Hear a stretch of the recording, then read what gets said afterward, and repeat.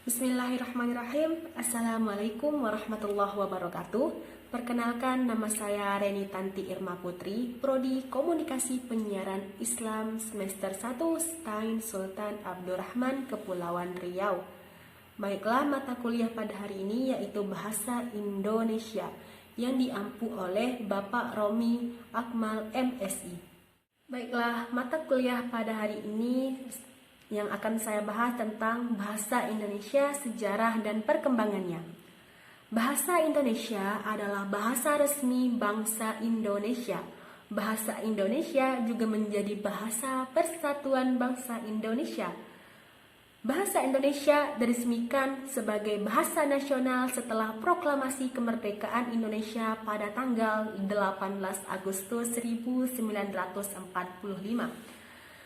Ketetapannya dituangkan dalam Undang-Undang Dasar 1945 Pasal 36 yang menyatakan bahwa bahasa negara ialah bahasa Indonesia. Selanjutnya itu sejarah bahasa Indonesia. Dilansir dari situs Kementerian Pendidikan dan Kebudayaan, bahasa Indonesia lahir pada 28 Oktober 1928. Pada saat itu, para pemuda pelosok Nusantara sedang berkumpul dalam rapat pemuda.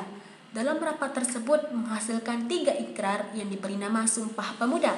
3 ikrar tersebut yakni bertumpah darah yang satu, tanah Indonesia, berbangsa yang satu, bangsa Indonesia, dan menjunjung bahasa persatuan bahasa Indonesia. Ikrar yang ketiga merupakan tekad bahwa bahasa Indonesia merupakan bahasa persatuan bangsa Indonesia. Pada waktu itulah bahasa Indonesia dikukuhkan kedudukannya sebagai bahasa nasional. Bahasa Indonesia berasal dari bahasa Melayu. Bahasa ini tumbuh dan berkembang dari bahasa Melayu yang zaman dulu sudah dipakai sebagai bahasa perhubungan dan perdagangan. Tidak hanya Kepulauan Nusantara, tetapi hampir seluruh Asia Tenggara. Di Asia Tenggara, bahasa Melayu sudah dipakai sejak abad ke-7.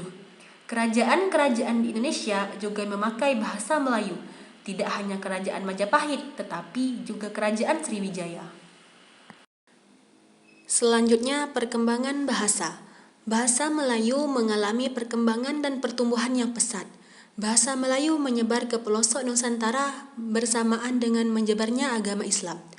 Ini mudah diterima masyarakat dan dijadikan sebagai bahasa perhubungan antar pulau, antar suku, atau antar pedagang. Lama-kelamaan, bahasa Melayu dipakai di wilayah Nusantara. Dalam perkembangannya, bahasa Melayu dipengaruhi budaya di Nusantara. Bahasa Melayu mulai menyerap kosakata dari berbagai bahasa, seperti bahasa Sangsekerta, bahasa Persia, bahasa Arab, dan bahasa Eropa.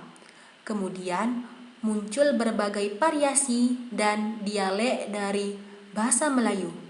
Ini mendorong tumbuhnya rasa persaudaraan dan rasa persatuan bangsa Indonesia.